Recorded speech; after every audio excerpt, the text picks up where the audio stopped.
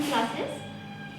जैसा कि मैंने आप लोग को बताया था, कल हमने मेनोपॉज पढ़ा था कि मेनोपॉज क्या होता है, उसकी कंडीशन कैसी होती है और मेनोपॉज कितने एज पे रुक जाता है। आज हम पढ़ेंगे आर्टिफिशियली तरीके से हम जो मेनोपॉज होता है उसको कैसे रोक सकते हैं। फर्स्ट है रेडिएशनल और सेकेंड है सर्जिकल। रेडिएशनल मैंने आपको कल बताया था कि रेडिएशनल में जो होता है हमारी जो ओवरीज रहती है उसमें अगर ओवेरियन कैंसर हो गया है तो उसको हम रेडिएशन के थ्रू उसको जो ओवरीज के सेल्स होते हैं उसको हम डिस्ट्रॉय करते हैं, जिसकी वजह से जो ओवरीज के फंक्शन होते हैं वो फाइनली स्टॉप हो जाते हैं, जिससे जो मेंस्ट्रुअल साइकिल हमारा चलता है वो भी स्टॉप हो जाता है। आज हम पढ़ेंगे सर्जिकल। सर्जिकल में भी 2 टाइप्स होता है, एक तो होता है वजाइनल, एक होता है एब्डोमिनल।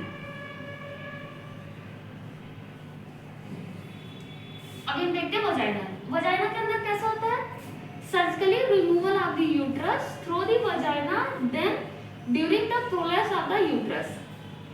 इसका मतलब होता है surgically removal of the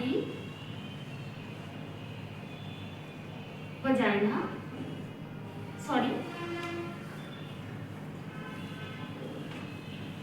uterus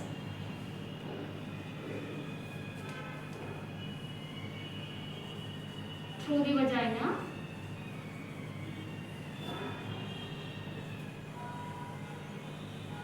during prolapse the uterus।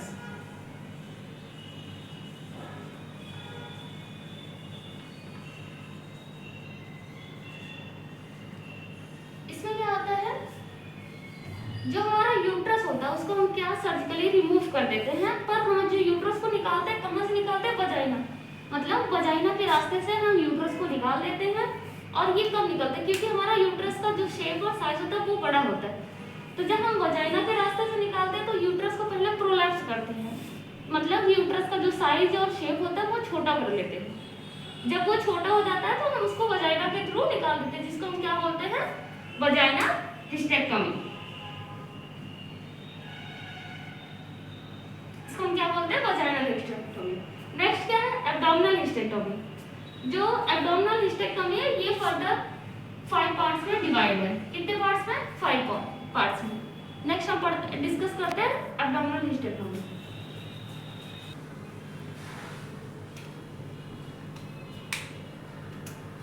पहला क्या है, subtotal hysterectomy. Subtotal hysterectomy का मतलब होता है surgical removal of the uterus part of the fundus and the body. मतलब इसमें यूट्रस के फंडस और and body,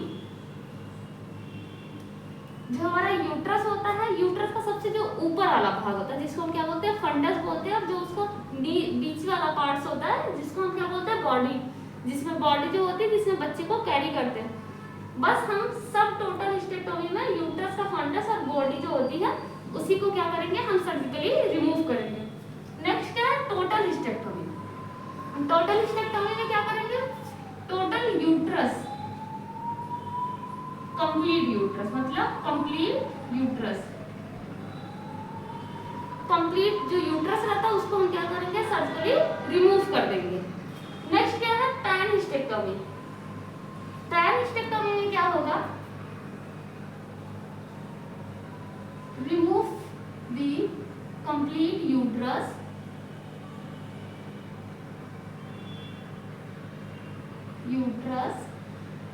fallopian tube and ovary of both side। इसमें क्या है, पैन हिस्टेक्टोमी का मतलब होता है completely removal of the total completely removal of the uterus both side of fallopian tube and ovary. मतलब कि जो यूट्रस है उसको भी निकालेंगे और जो दोनों साइड के fallopian tube और ओवरीज होते हैं उसको भी क्या करते हैं, कंप्लीटली रिमूव कर देते हैं। इसको क्या बोलते हैं, पैन हिस्टेक्टोमी। हम पैन हिस्टेक्टोमी को और नाम से भी जानते हैं, hysterectomy with the completely salpingectomy and the oophorectomy. Next क्या है, एक्सटेंडेड हिस्टेक्टोमी। एक्सटेंडेड हिस्टेक्टोमी का मतलब होता है कि जैसे हमने पैन हिस्टेक्टोमी में जितना हमने पैन हिस्टेक्टोमी में निकाला प्लस इसके साथ में हम क्या करेंगे 1/3 पार्ट ऑफ दी वजाइना।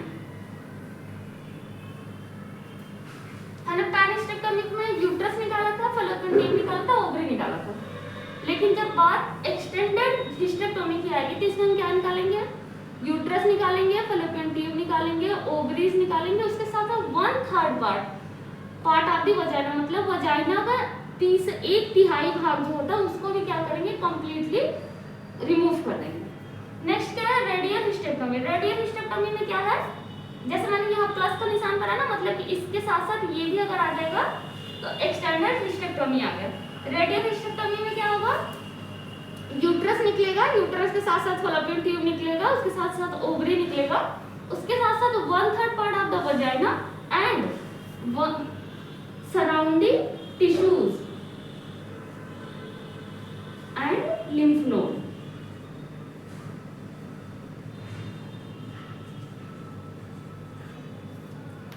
उसके साथ साथ क्या निकलेंगे, जो वजाइना के पास के टिश्यूज होंगे और लिम्फ नोड होंगे उसको भी हम क्या करेंगे, सर्जिकली रिमूव कर देंगे, उसको क्या बोल देंगे, रेडियल हिस्टेक्टोमी। ज्यादा समझ में आया? नेक्स्ट हम पढ़ते हैं मैकेनिज्म ऑफ मेनोपॉज। नेक्स्ट हम पढ़ते हैं मैकेनिज्म ऑफ मेनोपॉज, मतलब मेनोपॉज का मैकेनिज्म कैसे मेनोपॉज बंद हो जाता है, इसको हम एक स्लाइड के थ्रू डिस्कस करते हैं। नेक्स्ट पहले क्या है, before the age of menopause. जब मेनोपॉज की एज आती है, बिफोर उसके पहले ही, जब मतलब मेनोपॉज आने वाला रहता है, उस कंडीशन में क्या होता है, जैसे कि उसकी एज कितनी होगी, यहाँ पे हम लिख देते हैं 45 to 50 एज ऑफ वुमेन। अब ज्यादा सही है, तो 45 to 50 एज ऑफ वुमेन, इसको क्या बोलते हैं, मेनोपॉज। इस कंडीशन में क्या होता है, FSH LH resistance against the ovarian follicles. जो FS और LH, FSH का मतलब होला फॉलिकल स्टिमुलेटिंग हार्मोन्स और LH का मतलब होता है ल्यूटिलाइजिंग हार्मोन। ये दोनों कहाँ से निकलते हैं, एंटीरियर पिट्यूटरी से। ये कहाँ से निकलता है, एंटीरियर पिट्यूटरी ग्लैंड। जब वुमन की एज 45 से 50 साल की हो जाती है तो उसमें क्या जो होता है, जो FS और LH जो हार्मोन्स होता है वो क्या करता है, ये क्या करता है, जो ओवेरियन फॉलिकल्स होते हैं उसको क्या करता है, मैच्योर करता है, उसको मैच्योर करने में हेल्प करता है। पर यहाँ क्या होता है, resistance against the ovarian follicles, मतलब मैच्योर नहीं होने देता, क्योंकि जो FS और LH का लेवल होता है वो कम हो जाता है। जब ये कम रहेगा तो इसको मैच्योर होने नहीं देगा। और FS और जो LH होता है वो क्या होता है, हार्मोन्स होता है, जिसको क्या बोलते हैं, follicle stimulating hormones and luteinising hormones. ये दोनों कहाँ से निकलता है, एंटीरियर पिट्यूटरी से निकलता है। ठीक, यहाँ तक समझ में आया आपको? जब इन दोनों का जो लेवल होता है वो कम हो जाएगा तो जो ओवेरियन फॉलिकल्स होती हैं वो क्या होती है, मैच्योर नहीं होती हैं, इमेच्योर। ये मैच्योर नहीं हुई तो फॉलिकल डज नॉट ग्रो, मतलब कि जो ओवेरियन फॉलिकल्स हैं वो ग्रो नहीं करेंगे, उनका जो ग्रोथ मतलब एक तरीके से जो ग्रोथ करते हैं वो ग्रोथ नहीं होगी उनके अंदर। तो क्या होगा, जब ओवेरियन फॉलिकल्स ही ग्रोथ नहीं करेंगे तो जो नो ग्राफियल फॉलिकल्स, जैसे जो जैसे ओवरी, मतलब ये प्राइमरी यूसाइट्स है, ये सेकेंडरी हो गया, फिर ये टर्सरी हो गया, ऐसे करके क्या बनता है,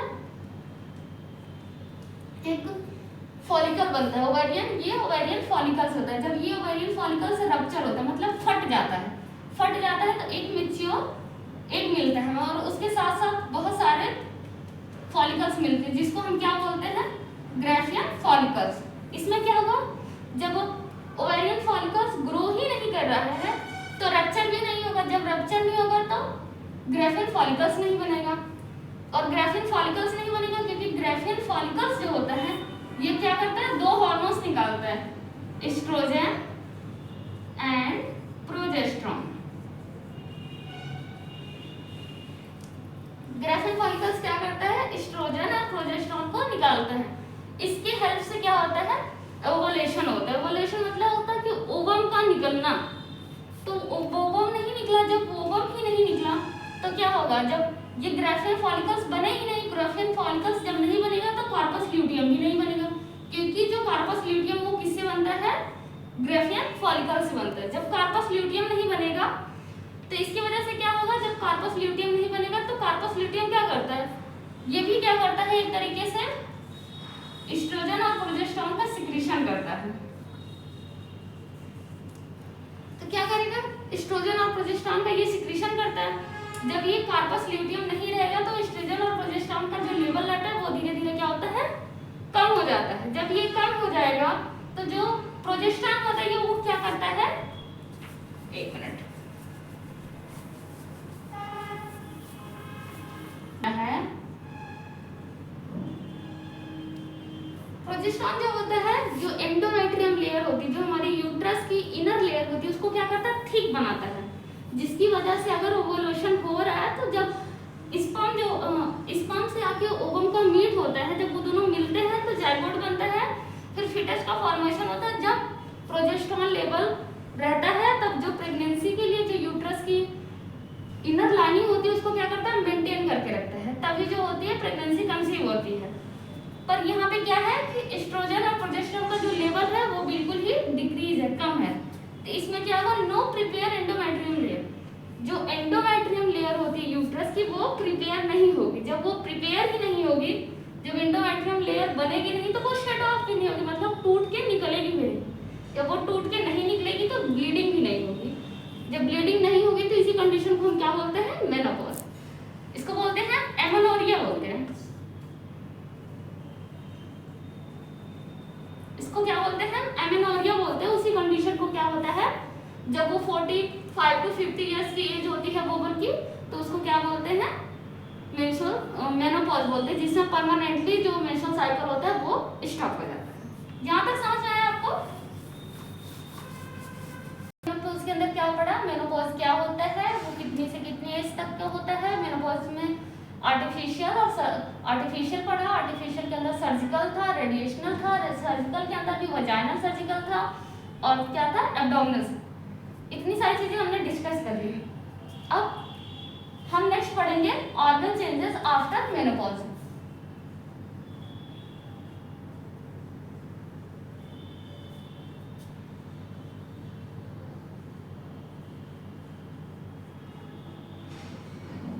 इसको हम पढ़ेंगे नेक्स्ट क्लास में। आपको अगर कोई डाउट है तो आप कमेंट करिए, साथ में लाइक और शेयर भी करिए।